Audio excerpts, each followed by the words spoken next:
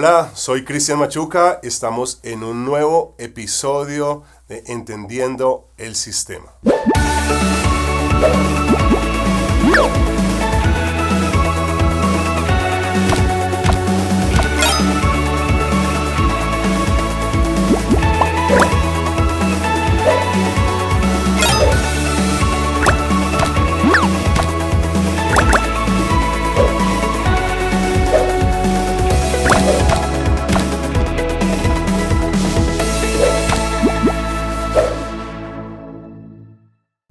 Bueno, y en este nuevo podcast de esta serie Educación Política, tenemos un invitado muy especial. Él es abogado, magíster, analista político, tuitero, bueno, lo que ustedes quieran. Si ven algún título que me hace falta, ustedes se lo colocan. Bueno, estoy aquí con Daniel Briceño, amigo. Hola Cristian, ¿qué más? ¿Cómo vas? Gracias por la invitación. Muchas gracias por aceptar esta invitación a este espacio. Dani, antes de empezar, ¿por qué no me hablas un poco de quién es Daniel Briceño? Bueno, hablar de Daniel Briceño pues tiene varias etapas o varios segmentos. Entonces en materia personal pues Daniel es una persona que le gusta la política, que tiene una familia igual, que es normal, aunque todo el mundo diga que hacemos cosas anormales, realmente una familia, que tiene hobbies, que le gusta subir a Monserrate, le gusta jugar fútbol, que además de la política no vive solo para la política, eso sí no, pues también le gusta aprender mucho temas de datos, redes sociales, todo ese tema, pero a nivel profesional pues soy un abogado que estudió en la Universidad Externado, que se graduó de colegio de la Alianza Educativa, un colegio público en Bogotá, que tuve la oportunidad de ir a Europa a hacer una maestría en análisis político electoral precisamente, y que hoy se dedica pues en multifacetas a realizar varias cosas, desde análisis y opinión desde redes sociales, un poco de activismo político, activismo social, también pues asesoro políticos, que de ahí es de donde nace absolutamente todo este ejercicio, y pues ahí nos podríamos quedar aquí hablando si vemos cada una de las fases, porque pues las personas no somos únicamente lo que hacemos en el trabajo. Dani, un poco lo que se ha visto es la influencia como analista político, pero ¿qué hace un analista político para las personas que están viendo esto y dicen qué hace un analista político? Un poco entender desde entendiendo el sistema y también porque son importantes en un gobierno, en los gobiernos. Bueno, el análisis político parte de la base de poder fijar criterios y poder fijar las causas sobre qué es lo que pasa y por qué pasa algo en materia política. Esto tiene una serie de variables y una serie de factores que van desde temas históricos, temas económicos, temas sociales y temas políticos. Entonces, digamos, el análisis político, usted tiene que combinar muchas cosas. Entonces usted no solo debe saber de política, sino también debe saber un poquito de economía, debe entender el contexto histórico sobre lo que pasa o por el cual está sucediendo un hecho político en el país o en el mundo, y debe entender pues toda esa serie de variables, y con todas estas variables económicas, sociales, políticas, todo lo que pasa alrededor, hoy con todo el tema de los medios de comunicación y las redes sociales, usted coge todo eso, más todos los datos, y usted dice, venga, aquí está pasando esto por esta razón, o sea, trata como de darle una explicación sobre por qué está sucediendo un hecho a partir de diversas variables. Es como tal la labor, y está pues obviamente también esto combinado con un poco de opinión, un poco de temas en donde usted pueda sentar su propia posición sobre la temática y lo que está sucediendo. Pero alguien pensaría, ¿es necesario haber estudiado algo específico para ser un analista político o cualquier persona podría ser analista político? No, yo creo que el análisis político tiene un punto de partida y es el criterio político. Digamos, Okay. usted puede ser periodista, usted puede ser abogado, puede ser politólogo, puede ser economista, puede tener como algunos analistas políticos en este país o algunos políticos en este país, puede ser ingeniero, arquitecto, Uh-huh. puede que no haya terminado una carrera profesional, pero lo importante es poder tener un criterio personal definido y una visión sobre las cosas. Entonces, digamos, no es lo mismo que usted tener toda la teoría en la cabeza, pero usted estar desconectado de una realidad social. Entonces usted puede decir, no, en la política gana este porque normalmente las reglas de la teoría dicen que si esto va mal, pues gana este tipo de candidatura o este tipo de derecha o de izquierda. Pero si usted realmente puede atar esas normas y esa teoría sobre lo que pasa en la política y lo puede conectar con lo que está pasando realmente socialmente y puede entender lo que está pasando en ese momento en el país, usted puede formar un propio criterio. Y yo creo que es mucho más importante el criterio en primer lugar para poder hacer análisis político y obviamente eso pues ojalá vaya acompañado pues un poco de teoría, un poco de estudio que puede ser en diversas carreras. Para ser analista político, un poco pensando, se tiene que ser de alguna corriente política, pensando un poco que hay algunas personas que dicen, no soy de alguna corriente política, pero luego uno las ve como hacia alguna corriente sin hablar de derecha o izquierda, sin importar. Y luego dicen, no, ya mi corriente era esta, por eso mi análisis político. O simplemente uno puede ser, hablemoslo, entre comillas, imparcial desde su punto de, o una cosmovisión, desde lo que uno piensa. Claro, lo que pasa es que el análisis político, hay varias formas de verlo. Hay un análisis político de tipo académico, Ok. que es, por ejemplo, lo que yo fui a estudiar a Europa. Es un análisis que es a partir de los datos. Entonces usted toma datos electorales, datos de censos electorales, datos de pobreza, bueno, todos los datos que puedan existir hoy en temas sociales, económicos y políticos, y con base en eso hace una interpretación de lo que está pasando en la realidad. Pero también hay unos análisis políticos que se hacen pues a partir de lo que se entiende y lo que está pasando, y sobre eso es lo que ha pasado aquí es que se ha tratado de combinar el analista político con el periodista. Ok. Entonces, claro, el periodista sí tiene un tema de imparcialidad, un medio de comunicación sí tiene que informar de forma imparcial, sí tiene que mostrar la información sin sesgarla, pero el analista político, en mi concepción, yo sé que esto para muchos puede que no sea así, pero en mi concepción puede y ojalá mostrara sus verdaderas tendencias políticas, porque es que el analista político no es una máquina. Quien hace análisis político, pues obviamente es de una u otra tendencia, puede ser derecha, izquierda, centro, centro derecha, centro izquierda, tantas cosas que hoy en las que usted ya puede definirse hoy en el espectro ideológico político. Pero yo soy de los que cree que ojalá uno supiera y dijera, este señor es de derecha, y no que te estén como tratando de ocultar su verdadera posición política. Por ejemplo, yo soy una persona que se muestra en todos sus análisis y hago un análisis desde mi convicción política, que es la derecha. Digamos, eso yo nunca lo oculto, yo siempre lo pongo de presente para que después no digan que es que yo estaba ocultando mis verdaderas intenciones. Yo creo que teniendo en claridad la información más la ideología política de quien va a realizar el análisis político, pues usted puede entender realmente qué quería o qué buscaba esta persona diciendo una u otra cosa sobre ese fenómeno político. Ah, ok. Pero entonces sí se necesita, en un país, en democracia se necesitan los analistas. Claro que se necesitan y también los periodistas y obviamente creo que ahora todo el mundo es analista, ¿no? Entonces Sí, claro. cualquier persona que no sea periodista y que quiera una opinión política, pues lo llama analista. Yo creo que también hay que diferenciar porque hay una franja muy gris en donde usted es un opinador político, es decir, usted se dedica a dar opinión política y otra cosa es cuando usted da análisis político. Vamos, ahí es una franja gris en donde hoy todo el mundo es analista político y eso pues no sucede así. Dentro de eso del análisis político, pensemos un poco ya al dar temas muy sensibles, cuando se saca a la luz algunas noticias, podríamos decir, dentro del análisis político, he visto un poco que puede verse afectado un poco la integridad de la persona. Me explico. En algunos momentos se comienza a insultar a la persona por su manera de pensar. ¿Cómo se ha afectado la vida de Daniel y su familia en este sentido? Digamos, a mí no me pasa nada. Yo soy una persona que pues recibe los ataques, o sea, son innumerables todo el tiempo. Yo pues escribo en mi cuenta de Twitter, en mis redes sociales, yo ni leo. O sea, tengo algunas herramientas para identificar algún tipo de comentarios, pero pues yo no puedo estar leyendo más de 3.000, 4.000 comentarios diarios porque pues me daría la vida en eso. Por parte de mi familia pues no les afecta mucho, pero pues sí hemos decidido mantener un perfil bajo. Entonces, pues, si ustedes revisan mis redes sociales, no hay fotos con mi familia, no hay fotos ni con mi mamá, ni con mi pareja, ni con, en general, pues, ningún integrante de mi familia, porque, pues, digamos, es un pacto en el que hicimos.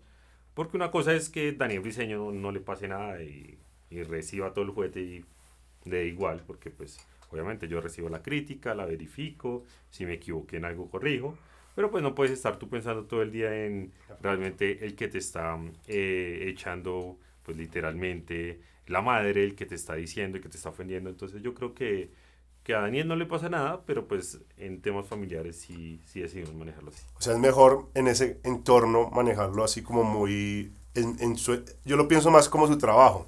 Es más mi trabajo. Esto, ustedes cuando llego a mi casa es otra cosa. O sea, un Tal cual. poco algo Tal así. cual, digamos, es igual que funciona en todas las profesiones, pues usted llega a la casa, se desconecta del tema, pues digamos, ahora el tema es que esto es una tarea de reacción casi inmediata, entonces, pues obviamente yo sí soy mucho más flexible, yo sé que hay gente que corta a las 5 de la tarde y dice aquí para allá no trabajo, yo soy un poco más flexible en esas dinámicas, en mi casa somos igual, pero pues sí tratamos de separarlos. Estos son años electorales, o este año 2023 es un año electoral.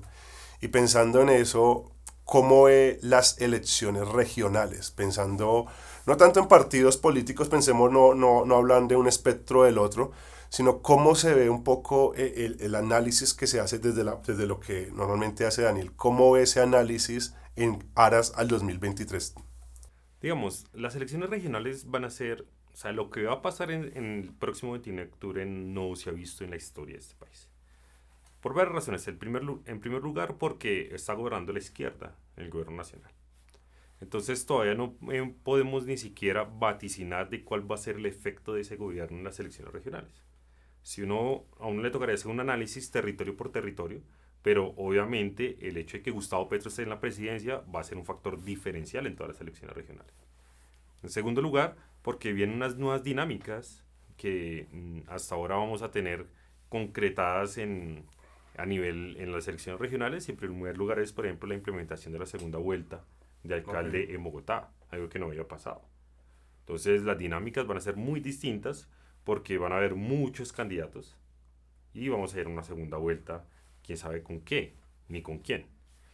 Tercer lugar, porque luego de la pandemia, y ya lo vimos un poco en el Congreso de la República, luego de la pandemia, la explosión de las redes sociales y la política, la combinación de redes sociales y política, eso es algo que no se había visto. Ya se vio en las pasadas elecciones de Senado en Estados Unidos, por ejemplo.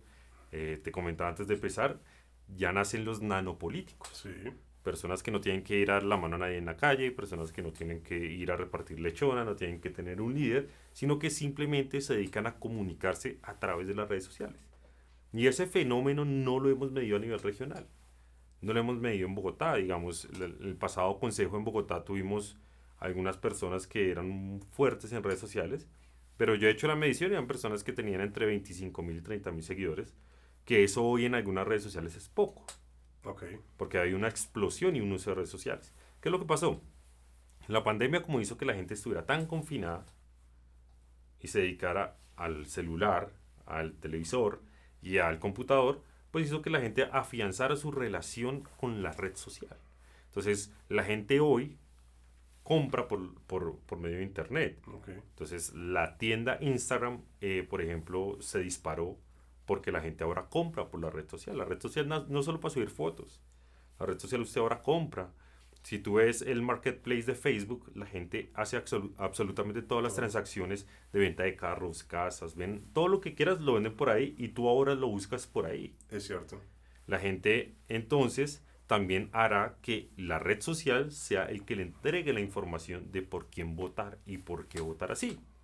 Y la discusión política, que esto es un efecto, un cuarto punto que nos trae también Gustavo Petro, y es que Gustavo Petro trajo la discusión política de las redes sociales. Nunca había habido en la historia de este país una discusión tan profunda en temas políticos en redes sociales como ahora que está Petro. Porque el mismo presidente gobierna por Twitter. Entonces el presidente, al llevar la discusión y al pasar todas las discusiones políticas del país por una red social, hace que esa misma red social genere un efecto electoral para las próximas elecciones, tanto para los que están a favor como para los que están en contra del presidente. Entonces hoy todas las discusiones políticas pasan por redes sociales antes que por medios de comunicación o antes que por la calle. Entonces eso hay que vaticinarlo y hay que comenzar a mirar todas estas variables y decir, venga, va a ser unas elecciones totalmente distintas.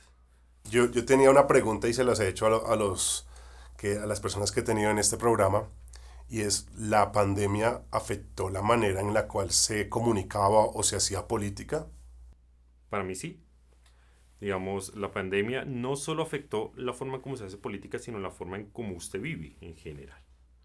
Claro, nosotros extrañábamos vernos con nuestros amigos, extrañábamos vernos con ellos, pero por ejemplo, en Colombia usted recurrentemente no revisaba pues por internet antes de reservar un sitio. Usted ahora mira, usted ahora lee los comentarios sobre si el sitio es bueno o es malo, y todo eso lo logró la pandemia. O sea, el hecho de que nos metiéramos el celular, el hecho de que nos metiéramos el computador, eso lo logra la pandemia. Y por lo tanto, la misma pandemia hace que también las prioridades, ya no solo están en el celular, sino que las prioridades de vida cambien. Entonces, la gente comienza a entender que la política es algo importante. Ya la gente dice, venga, y yo sé que en Colombia todavía tenemos un nivel de abstencionismo muy alto, pero la gente, a medida que va viendo la política metida en sus redes sociales, va a comenzar a pararle más bolas al tema. Hoy hay una gran expectativa, y lo decía que ya una persona, un periodista en otro país decía que no se conoce, por ejemplo, en Colombia, no se conoce como en Colombia, ¿cierto? Otro país en Latinoamérica, en donde la gente sea tan reactiva y se la pase debatiendo tanto tiempo sobre política como aquí. Y eso es dado por las redes sociales. El estallido social, lo que llamaban estallido social, las protestas del 2020, todo, absolutamente todo tuvo su origen en un celular. Y eso es lo que va a pasar. Entonces yo creo que el celular, las redes sociales van a tener un efecto muy grande en el tema electoral, y eso va a afectar y va a cambiar muchas dinámicas. Porque ¿a quién va a afectar esto? Es la pregunta. Va a beneficiar pues a la gente que se dispara por redes sociales, pero va a afectar a alguien, y va a afectar al político de maquinaria. O sea, afecta a ese político que ya tiene como una pequeña o grande estructura. Sí, y no es que se acabe, digamos, pero lo que sí está haciendo la red social es que el político le cueste más. La política de maquinaria, la política de estructura se va a hacer más costosa porque, ejemplo práctico, un político de maquinaria en cualquier zona del país, pues le tocaba, eso le llaman en política, le toca hacer los tres mandados. En primer lugar, le toca llevar a la gente a una reunión, pues en época electoral. De ahí le tiene que dar una comida y le tiene que dar, pues en algunas zonas del país, camiseta y gorro, si no, no van. Y en esa reunión le tuvo que dar transporte también. Sí. En segundo lugar, el político durante el momento de la reunión y el momento de la votación, pues tiene que hacer un seguimiento y un afianzamiento más encima de esa persona. O sea, ya le dio lechona, ya le dio plata para que transportara camiseta y gorra, pero durante ese periodo pues tiene que mantener bien al líder. Para que el líder le mantenga a la gente y la gente, mejor dicho, no se vaya para otra política. El tercer momento, que entonces cuesta más plata. Y el tercer momento es el día de la elección. Y el día de la elección es un combo completo, porque toca volver a recoger a la gente, toca volverla a llevar a votar y toca pagarle a la gente lo del voto. Y más encima hay unos que dan el combo completo con comida también ese día. Entonces, todo esto, que parecía una maquinita que funcionaba y financiada por recursos públicos muy bien cada 2 años y cada 4 años, dependiendo del tipo de elección, entonces va a comenzar a afectarse porque esa persona, por ejemplo, en el periodo de afianzamiento, lo que va a estar es viendo políticos en redes sociales que le van a gustar más. Y puede que el político haga todo el desgaste y cuando llegue a la urna la persona no vote por él. Y la persona, no, pues rico que me trajeron a votar, me dieron comidita, pero cuando llega el momento del tarjetón no va a ser tan efectivo. Eso va a hacer que ellos no se acaben las maquinarias porque eso es casi, ojalá, digamos, ese sería un ideal, pero sí que comiencen a afectarse y a volverse mucho más caras esas campañas. Dani, y ya para ir finalizando, ¿qué mensaje podemos dejar a las personas que están viendo este podcast o escuchando este podcast con respecto a la política? Que tú puedas dar un poco la impresión de si es importante o no. Bueno, un mensaje que quieras dejar. Bueno, lo importante es que la política debe tomarse y debe dársele la importancia que tiene. Nosotros no podemos ser apolíticos porque, digamos, a mí me gusta mucho la gente que tiene una posición ideológica, aunque sea muy distinta a mí.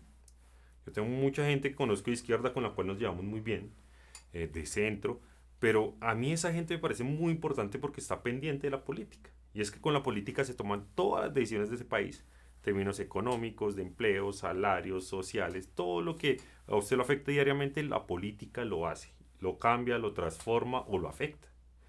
Entonces nosotros no podemos seguir siendo de ese 51% del país que no le interesa absolutamente nada, porque el 51% de este país nunca vota. El otro 49% andamos agarrados por quién va a llegar al poder, que si este es más bueno, que este tiene mejor propuesta, que este hizo, no hizo. Pero mientras este 49% está dando un debate político, el 51% no le interesa. Y ese 51%, al final de cuentas, termina eligiendo por todos. Porque el abstencionismo es el mejor amigo de los políticos que se dedican a la corrupción, que los políticos que se dedican a maquinaria, es el abstencionista. Porque el político que tiene maquinaria o que usa los recursos públicos para sacar votos, pues él va a seguir sacando sus votos porque su gente está dentro del 49%.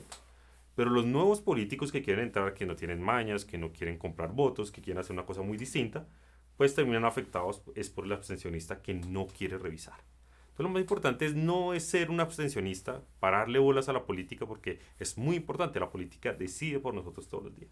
Dani, te agradezco por este espacio, a cada una de las personas que han estado en este espacio, escuchando, viendo, les agradezco. La próxima tendremos un nuevo invitado en este espacio que hemos llamado Entendiendo el Sistema en la serie de política. Dios los bendiga.